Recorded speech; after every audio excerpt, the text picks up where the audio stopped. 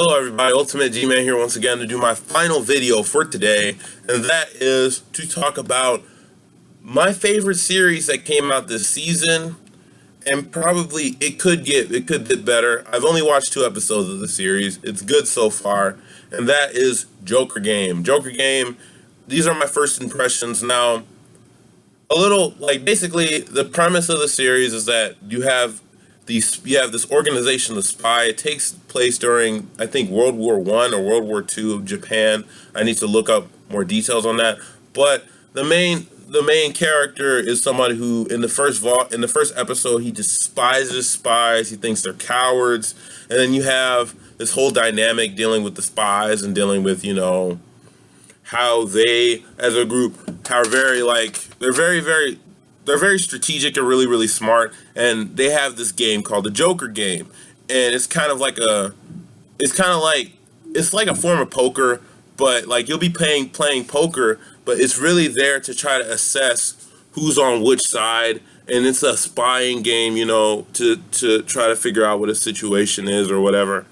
And Joker Game, overall, it was a very interesting first episode. At the end of the episode, you have the whole scenario with, the foreigner and he comes in and they have to deal with him. And you have the whole harakiri scene, which came out of nowhere. And I was like, whoa, that's insane. If we don't find any proof that you're a spy, then he got to commit harakiri. And I was like, whoa, that's insane. And that was in the first episode. In the second episode, it took a lot. The second episode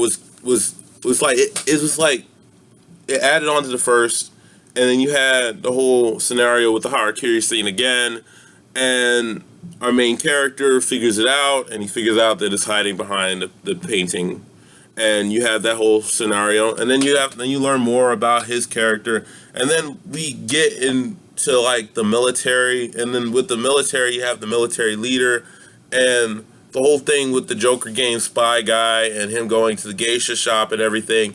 And there were a lot of details that happened, and it really, after the second episode, I feel like the main character really appreciates and understands the hardship that spies have to go through, completely trying to erase their identity, having to go into these dangerous situations, but they cannot die and stuff like that, because dying would be because that's the most stupidest option for a spy, is to die.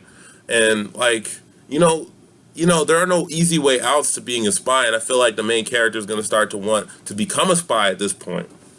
Now, as far as characters go, Joker Game, there isn't enough to go on for the characters. We don't really know too much about them at this point, so I can't really say too much. I mean, I like the main character. I like the main villain guy. He's very interesting. He's very mysterious and ominous, leader of the Joker Game, Ooh.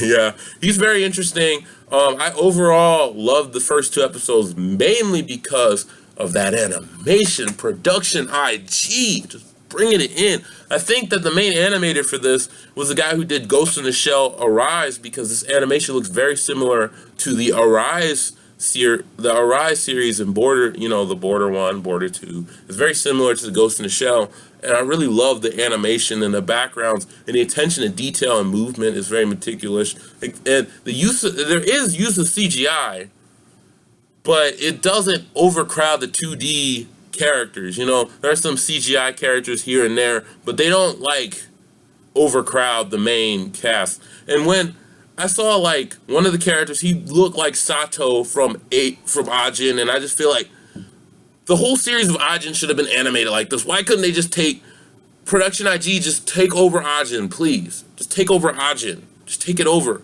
And Ajin would be the best anime of this season. All Production IG has to do is do that animation and follow the manga completely faithfully, because they cut out a lot of stuff in the anime. But yeah, Joker Games episode 1 and 2. I'm gonna watch episode 3. Leave your thoughts in the comments below. What do you think about Joker Games so far? Should I continue watching it or not? Or I like it personally, so I'm probably gonna continue watching it. I may not review it consistently, but I wanted to at least get my overall thoughts. Anyway, that's all there is for me today.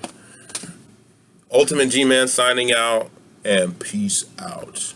Oh, like and subscribe. Like and subscribe. I almost left that out.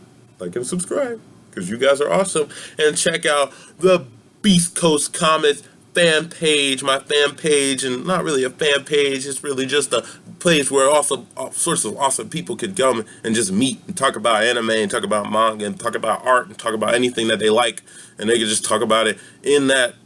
And I'll probably post some manga announcements because I got a manga coming out pretty soon. Yeah. Well, yeah, Ultimate G-Man signing out for the last time. Peace out.